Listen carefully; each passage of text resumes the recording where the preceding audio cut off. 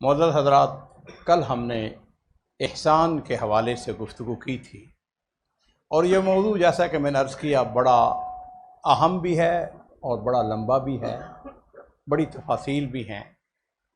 احسان کے اندر ایک چیز ستر بھی آتا ہے، مسلمان کی پردہ پوشی کرنا، مسلمان کے عیوب ان کو جاننے کے بعد ان کو چھپا لینا، کسی پر ظاہر نہ کرنا۔ دمشق کا ایک محلہ ہے، بڑا پرانا محلہ، اس کا نام ہے سروجہ۔ سروجہ کے اندر ایک بہت بڑی جامع مسجد ہے۔ اس مسجد کے امام، پرانی بات ہے، اس مسجد کے امام دمشق کے مفتی اعظم بھی تھے۔ ان کو ایک دفعہ خواب آئی، خواب میں وہ دیکھتے ہیں کہ نبی کریم صلی اللہ علیہ وسلم کی ان کو زیارت ہوئی ہے، اور آپ نے فرمایا کہ تمہاری محلے کا یا تمہاری مسجد کا جو فلاں کریانہ فروش ہے، اس کو جا کے میری طرف سے خوشخبری دے دو کہ وہ جنت میں میرا رفیق ہوگا۔ بہت بڑی بات تھی۔ امام صاحب جب صبح اٹھے، ان کو اس آدمی کے اوپر بڑا رشک آیا کہ میں اتنا بڑا خطیب ہوں، امام ہوں، مفتی ہوں، عالم دین ہوں، یہ خوشخبری مجھ کو نہیں ملی۔ بہرحال وہ اس بقالے والے کے پاس، وہ کریانہ فروش، اس کے پاس چلے گئے، جا کے اس کو کہا کہ بھائی میرے پاس تیرے لیے نبی کریم صلی اللہ علیہ وسلم کی طرف سے ایک خوشخبری ہے، لیکن وہ خوشخبری میں تم کو اس وقت سناؤں گا، اس وقت بتاؤں گا کہ جب تم مجھ کو یہ بتاؤ گے کہ تمہارا اپنے رب کے ساتھ کون سا اسرار ہے، کون سی ایسی بات ہے اہم جس کی وجہ سے تمہیں خوشخبری دی گئی ہے۔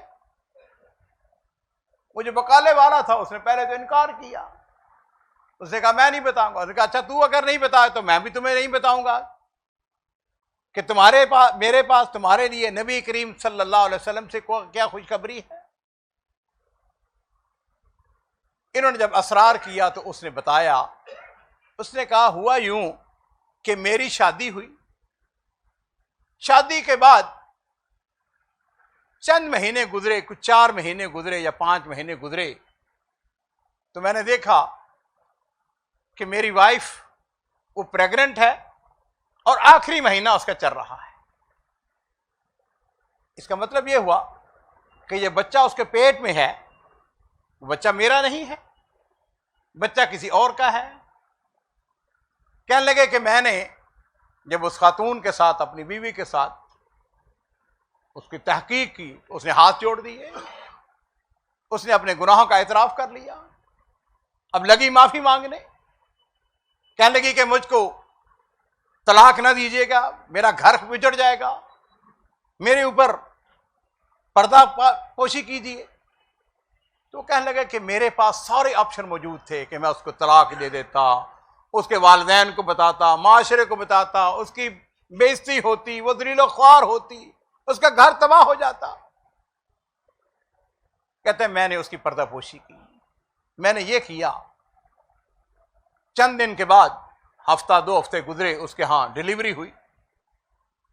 فجر کی نماز سے پہلے میں نے اس بچے کو کپڑوں کے اندر لپیٹا، اپنے اوپر بڑی سی چادر لی، اور میں وہ دمشق کی وہ مسجد، ہمارے محلے کی مسجد، جو اس مسجد میں نماز کے لیے چلا گیا۔ بچہ میری گود میں تھا۔ میں نے اس بات کا اہتمام کیا، امام صاحب جب داخل ہو رہے ہو مسجد میں بھی اس وقت ہی مسجد کے اندر داخل ہوں۔ میں نے امام صاحب کو دیکھا، میں نے ان کو سلام کیا، انہوں نے جواب دیا۔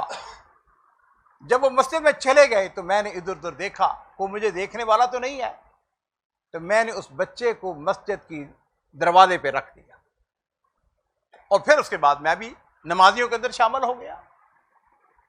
امام صاحب نے جماعت کرائی، اس دوران بچے نے رونا شروع کر دیا۔